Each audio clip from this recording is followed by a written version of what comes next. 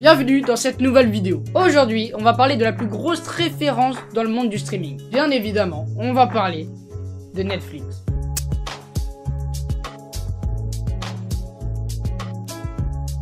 Pour commencer, je pense qu'il faut savoir d'où vient le succès. Il faut parler du tout début de Netflix. Donc c'est ce que je vais faire, parce que je suis un peu le youtubeur le plus sympa du game. D'ailleurs, PayPal en description, hein. Excusez-moi, on reprend. Donc la société a été créée en 1997 par Reed Hastings, avec ce magnifique accent. D'ailleurs, actuellement le PDG de Netflix, et Mark Randolph, qui venait de vendre son entreprise Pure Software pour 75 millions de dollars. Bon, avant d'enchaîner sur l'histoire, je vais vous donner deux infos assez cool. Déjà, est-ce que vous savez pourquoi Netflix s'appelle ainsi? C'est tout simplement un mélange de Internet et de Flix.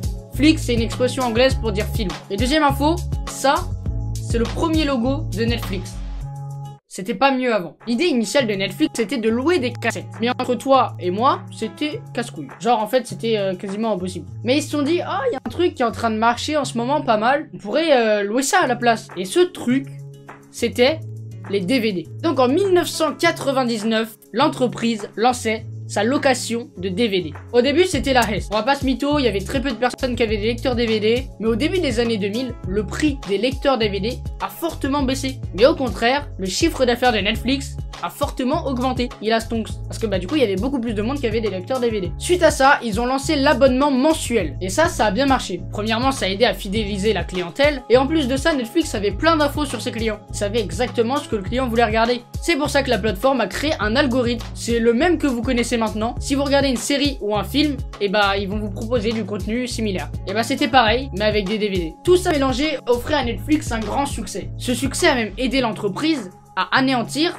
son principal ennemi, Blockbuster, qui était à l'époque aux États-Unis la plus grosse entreprise de location de DVD. Bon, du coup c'était cool, ils venaient de détruire leur principal ennemi, mais maintenant, faut passer aux choses sérieuses. En 2007, c'était l'arrivée du streaming. Netflix a gardé la même façon de faire, mais cette fois-ci, les gens regardaient leurs films préférés sur leur ordinateur. Mais là, il y a un problème. Depuis son début, Netflix fait que reprendre des films qui existent déjà. Et c'était chiant parce qu'il fallait qu'ils attendent un certain nombre de temps avant de pouvoir mettre les films sur Netflix. Et en plus, les droits, c'est super cher. Donc ils ont simplement décidé de créer leur propre contenu. Et c'était la naissance de YouTube Original. En plus, grâce à leur algorithme, ils savaient exactement ce que voulaient les gens. Et du coup, la première série originale Netflix est nulle autre que... Il y a deux sortes de douleurs. L'une vous rend plus fort, l'autre est inutile. House of Cards. Mais YouTube Original, contrairement à ce qu'on peut penser, c'est pas que leur contenu. C'est aussi le contenu sur lequel l'entreprise a le droit de diffuser à l'étranger. Imaginons le 10 février, il y a un film qui sort sur une chaîne américaine et que le lendemain, il est disponible en France sur Netflix. Et ça, c'est du contenu original Netflix, même si c'est pas eux qui l'ont produit. Pour terminer, Netflix est un empire aussi grâce à sa communication. Que ce soit sur Twitter, sur Insta ou même chez vous, en vous envoyant des produits. Regardez, quand on se retourne juste derrière moi, il y a des popcorn Netflix. Du coup, ça leur fait de la pub. Pareil, je sais pas si c'est moi qui suis privilégié ou si ça arrive souvent, mais le community manager du compte Instagram de Netflix me répond quasiment à tous mes messages. Donc ça, je sais pas si c'est normal ou si c'est rare, mais si c'est normal, ça aide encore à fidéliser la clientèle. De plus, en 2021, tout le monde parle de Netflix. Si t'as pas vu la dernière série à la mode, t'es dans la merde. Tous tes potes ils vont parler de ça, toi tu vas te sentir rejeté, du coup tu pourras pas en débattre, et donc tu vas aller voir la série pour enlever ce sentiment de rejet. Et voilà, c'était un bref résumé de l'incroyable histoire de Netflix. Vous connaissez la chanson.